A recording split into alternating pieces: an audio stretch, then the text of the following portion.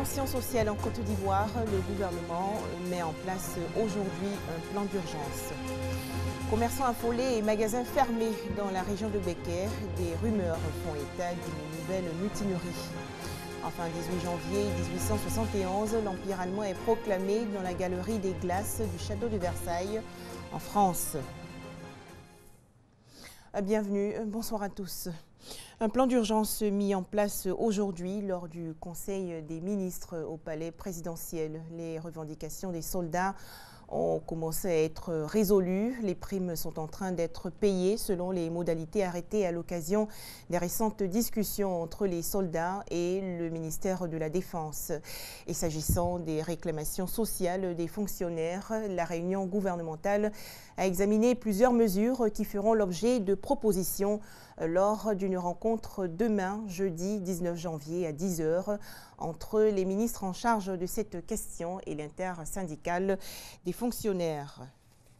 On va justement écouter le ministre Bruno Koné, porte-parole du gouvernement ivoirien.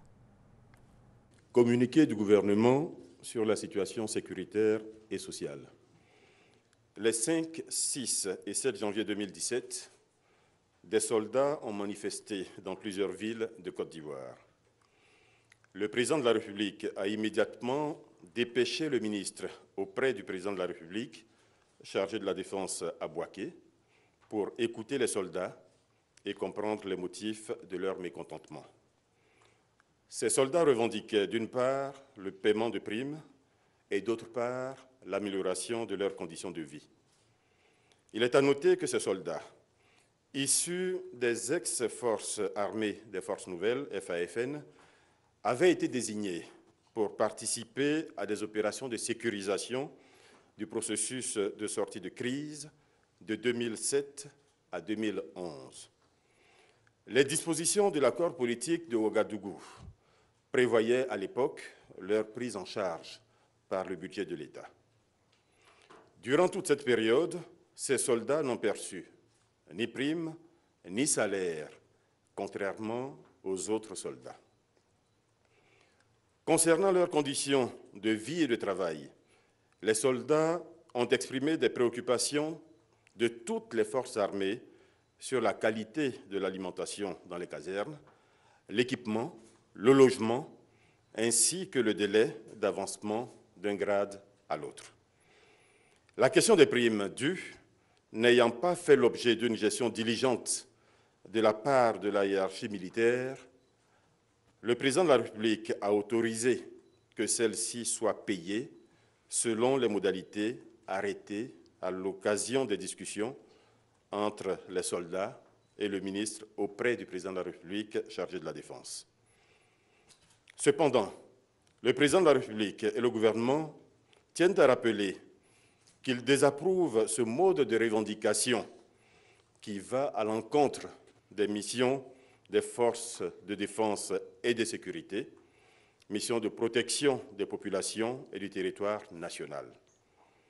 Dans ce cadre, les soldats ont l'obligation de faire preuve de discipline et de rassurer l'ensemble des citoyens par leur comportement.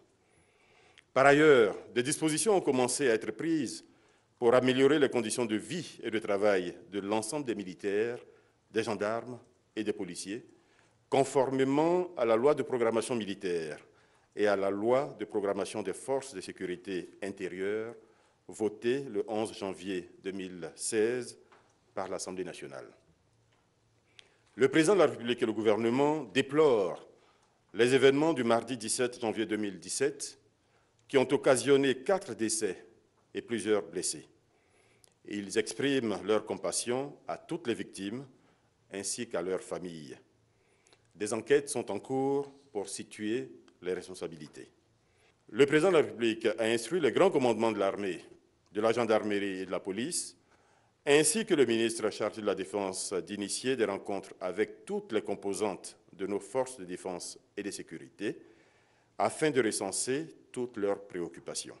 Le chef de l'État demande donc à l'ensemble des militaires, des gendarmes, des policiers, des douaniers, des agents des eaux et forêts et des gardes pénitentiaires pour qu'ils contribuent au retour du calme. Le président de la République les assure de sa ferme volonté d'améliorer leurs conditions de vie et de travail et de construire des forces républicaines au service de la nation. S'agissant des revendications sociales des fonctionnaires, le Conseil des ministres, à l'écoute des partenaires sociaux et soucieux de leurs préoccupations, a examiné un certain nombre de mesures qui feront l'objet de propositions lors d'une rencontre le jeudi 19 janvier 2017 à 10 h entre les ministres en charge de cette question et l'intersyndicale des fonctionnaires. Le président de la République et le gouvernement tiennent à rassurer les populations que tout est mis en œuvre afin de trouver des solutions dans les meilleurs délais sur les questions sécuritaires et sociales et que toutes les dispositions sont prises pour assurer la sécurité des personnes et des biens sur toute l'étendue du territoire. Fait à Abidjan, le mercredi 18 janvier 2017, le gouvernement. Et cette crise que traverse la Côte d'Ivoire depuis quelques jours a malheureusement engendré des rumeurs. À Bouaké, dans la région de Béké, par exemple, des populations parlent d'une nouvelle mutinerie, de reprise des tirs. Résultat, les commerçants affolés ont fermé leurs magasins au centre-ville. Walter Amadou Ouattara de RTI Bouaké. Information, couvre-feu à Bouaké à partir de 19 h. S'il vous plaît, ne sortez pas, population de Bouaké. Ce genre de message, les populations de la capitale Lobéké en ont subi les effets. Panique au sein des populations. Au cours des récentes manifestations des soldats mutins, des rumeurs qui ont contribué à créer la psychose. À force de donner des rumeurs sur la population, envoyer des messages dans les portables des gens, ça fait peur des gens. La population a peur, a fait plus qu'il y a beaucoup qui ne sortent pas. Et que nos activités ne bougent pas, les gens ont peur, les gens ont tendance de ne pas sortir. Donc ça paralyse la ville. Un comportement à bannir dans les habitudes pour le maintien d'un climat de paix et pour la bonne marche des activités économiques et sociales. Les rumeurs, là, ils n'ont qu'à arrêter ça pour que le pays puisse avancer dans la paix et tout le monde va vivre dans la paix. Le spécialiste en sociologie donne un sens à ce phénomène. Selon lui, les rumeurs s'installent en situation de doute. Quelles que soient les situations, il faut prendre le temps d'analyser l'information que tu as et de faire un recoupage. Parce qu'il y a des informations qui sont invraisemblables. C'est-à-dire que la rumeur s'installe quand il y a doute. La rumeur s'installe quand il n'y a pas d'esprit critique de jugement. Donc, du coup, moi, je pense qu'on doit utiliser de plus en plus notre esprit critique, notre sens élevé pour pouvoir dissiper ces doutes-là. Pour le spécialiste, il faut des stratégies communicationnelles de l'État pour faire face à ce genre de situation d'inquiétude. Coupe d'Afrique des Nations 2017, les Panthères du Gabon ont prise aujourd'hui avec les étalons du Burkina Faso. Il s'agit de la deuxième rencontre du groupe A.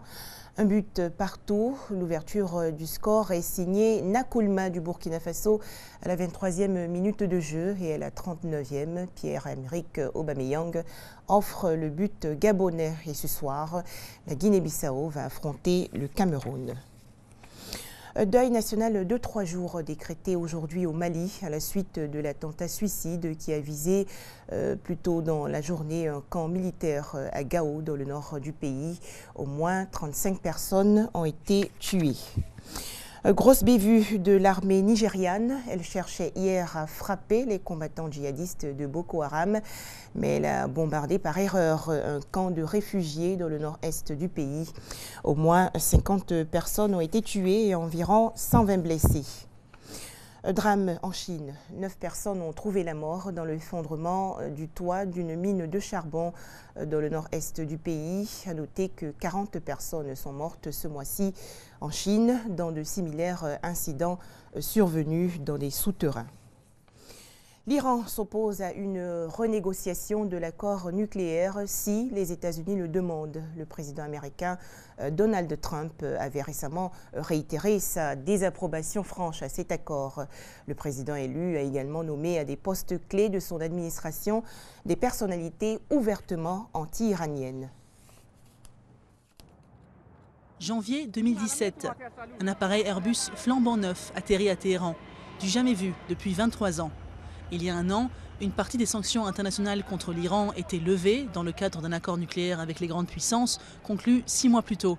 Résultat, la signature de contrats importants avec notamment Airbus et Boeing et entre 30 et 50 milliards de dollars d'investissements potentiels par an. Mais l'élection de Donald Trump à la Maison-Blanche a jeté une ombre sur l'accord historique. Une situation incertaine qui pousse cette usine à chercher des partenaires commerciaux ailleurs. Je pense qu'à l'avenir, à cause du comportement de M. Trump et de la rupture des promesses de l'Amérique, nous irons progressivement vers un travail indépendant avec l'Europe. Le président élu américain, qui doit prendre ses fonctions le 20 janvier, a qualifié l'accord de désastreux et menacé de le faire capoter. Une menace à prendre au sérieux pour cet expert iranien. Je pense que dans 1 an ou 2, nous allons avoir de sérieux problèmes avec l'accord nucléaire à cause de ce que nous allons voir au Congrès américain. Ceux qui n'ont jamais aimé l'accord ou qui ont voté contre vont être revigorés et essayer de s'en débarrasser sans vraiment le déchirer. Ils veulent l'utiliser pour mettre plus de pression sur l'Iran. Depuis l'accord, l'Iran a augmenté ses exportations pétrolières. Mais les sanctions américaines liées aux questions non nucléaires restent en place et les banques étrangères hésitent encore à travailler avec l'Iran. La population, elle, commence petit à petit à perdre patience. Nous n'avons pas vraiment vu de changement réel, mais les autorités disent qu'il s'agit d'un accord sur le long terme. Nous avons tout de même besoin de changements à court terme, dans les 2-3 ans à venir, pour garder espoir. Si les Iraniens sont impatients, les entreprises européennes le sont aussi, attirées par le potentiel d'un pays riche en gaz et en pétrole. Les délégations ont défilé ces derniers mois à Téhéran. Mais le changement tant attendu par les Iraniens n'aura pas lieu si Donald Trump démantèle l'accord. Enfin, 18 janvier 1871, l'Empire allemand est proclamé dans la galerie des glaces du château de Versailles en France. Pourquoi en France? Eh bien, il s'agit tout simplement d'une revanche des Allemands sur les humiliations des dirigeants français, notamment le roi Louis XIV et l'empereur Napoléon Ier. Les explications de Franck Quadio. Le 18 janvier 1871, l'Empire allemand est proclamé dans la galerie des glaces du château de Versailles. Déclenchée par la légèreté de Napoléon III, la guerre franco-prussienne aura permis au chancelier Otto von Bismarck de souder les États allemands autour de la Prusse. Suite à leur victoire commune sur la France, les représentants de ces États, y compris le roi Louis II de Bavière et les rois de Saxe et de Wurtemberg, font le sacrifice de leur indépendance. Sur une idée de Bismarck, il confère au roi de Prusse le titre d'empereur sous le nom de Guillaume Ier. Ils choisissent avec à propos la date anniversaire du couronnement de son ancêtre Frédéric Ier de Hohenzollern, le 18 janvier 1701. Ce deuxième Reich, empire allemand, succède au Saint-Empire romain germanique, fondé par Otton le Grand et aboli par Napoléon Ier après 1000 ans d'existence. Il est doté de 2 assemblées, un Reichstag des citoyens sans pouvoir réel et d'un Bundesrat des États au sein duquel prédominent les Prussiens. Pendant que les Allemands triomphent à Versailles, Paris résiste au siège de leur armée. Les Français n'en sont pas moins contraints de signer un armistice 10 jours après l'intronisation de Guillaume Ier, quand les efforts de Gambetta pour poursuivre la guerre à outrance auront définitivement échoué.